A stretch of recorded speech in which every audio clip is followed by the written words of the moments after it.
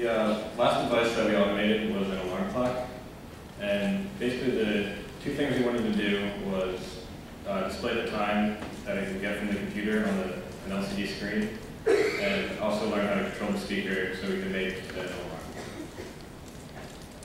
alarm. So the LCD screen on the alarm clock was very difficult to use, so we decided to use just a different one.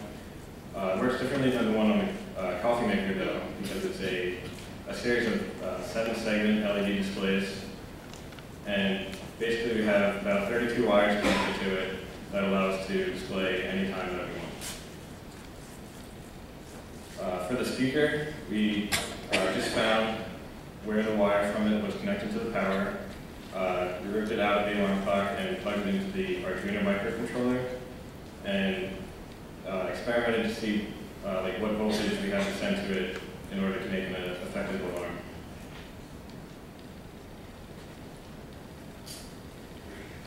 So we came across many roadblocks on the way, but we've also learned a lot. First of all, when we were controlling the LCD on the coffee maker, we first tried controlling it pin by pin. However, as I previously mentioned, we were lacking a quartz crystal oscillator, so that proved to be inefficient for our use. So we ended up using our own LCD.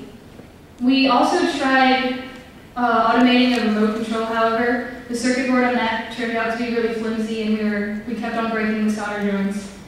We also had a color LCD, which we ran out of time trying to program. The programming was rather difficult, and we could not finish that. We also looked into the idea of having a cell phone shield. Basically, you would be able to text your coffee maker to tell you to turn on your coffee. However, AT&T does not work very well here, and we were unable to get a good signal. And last but not least, we learned that soldering irons are very hot. After designing and prototyping our home automation system, we needed to just evaluate if our system met the goals we previously had set. Our system was usable because we managed to implement the program's an extension of Scratch, which was designed specifically by MIT for its ease of use. MIT has been designing and redesigning Scratch for the past 3 years to ensure that first-time users would be able to use it. Our program was flexible because we managed to add on 4 devices to the one program. Each of the devices could interact with each other. They could run at the same time and off of each other. Our system also was on a universal platform. By using BYOD as our control point, all of the devices were operated through the same paradigm. So if you learned how to operate, say, the coffee maker, you also would know how to operate the fan, the lamp, and the alarm clock. Also, our prototype was very cost effective because all of our programs were in open source, which is free. Also, we only had to really buy an Arduino, which can operate all of our devices, plus a few relays. The Arduino is around $60, and the relays are only a few dollars each.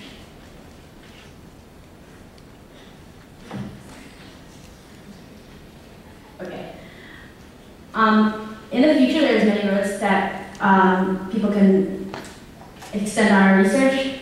We didn't have time to fully explore all of these options. One way we get to go is to enhance the user input. They could possibly work on voice recognition, which is what we attempted to do. We worked with Sphinx for a bit, which was developed by Carnegie Mellon students, but we didn't get any tangible results. A very important thing they should do in the future is implement a user study, because although we think that our system is very usable and flexible, we cannot be sure because we have not tested it on different types of users. Through a user study, we would be able to know how people would be able to program BYOD if they code on quickly and could create their own blocks and functions easily. Also, although BYOD has many advantages, it does have some disadvantages. For instance, time synchronization is very hard.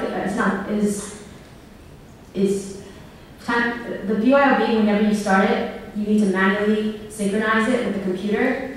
this is clearly a limitation which we should try to overcome. All right. So designing a home automation system is difficult.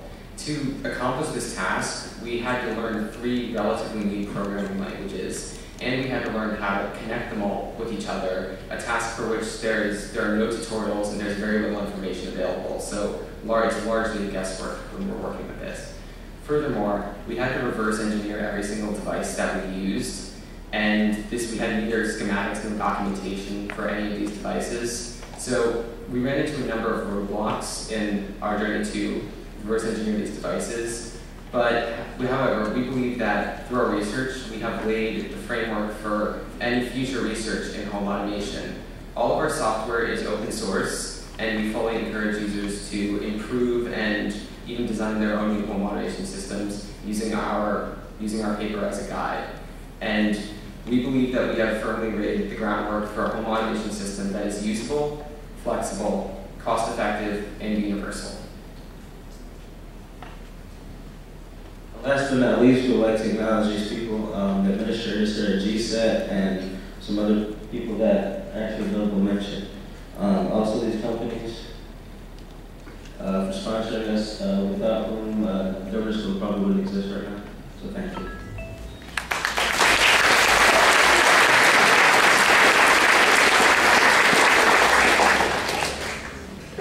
We have 7 minutes for questions.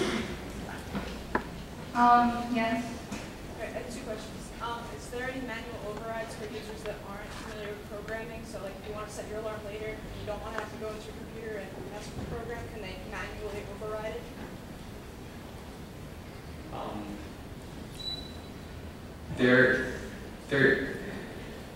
To manually override the program, are you saying that like, if they wanted to just Like if you wanted to set your alarm clock 3 hours later than normal without going to your computer? you mean without like ever interacting with BYOB at all? Except like your grandma's borrowing your bedroom, wants to set the alarm later, but doesn't know how to use the computer. Yeah, all the devices are still fully functional. Even if you're not using BYOB, you can still set them manually. My second question is, you have them all attached to one Arduino. Did you think about, for further work, making them in separate rooms? Because one's in the kitchen, one's in your bedroom. I can't see them being attached to the same Arduino, right? It would have to be a more extensive system that was to go throughout the entire home. That's correct.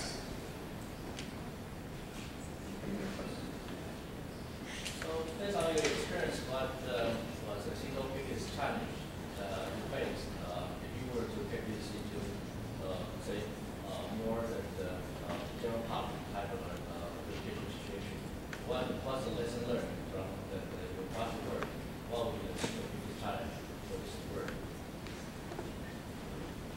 Really, the single major challenge at all is getting everything really connected. It's reverse engineering the devices to connect to the Arduino, to connect to processing, to connect to BYOB, and that creating that connection is really the single major challenge. And once you have that connection established, improving upon it is a much simpler task. Like for example, it took us like maybe 2 weeks to first get the coffee maker working, but once we got the coffee maker working, we were able to get the other 3 devices working within a few days. So once we laid the groundwork, everything else became much more simpler. Any other questions? Okay, thank you for listening. We will have a live demonstration out in the lobby afterwards, so you can see like the tangible evidence of what we did. Our research paper will also be online at osc.rutgers.edu/gs. On the left-hand side, there's a link called Student Research Papers. And once again, we are end-user programming for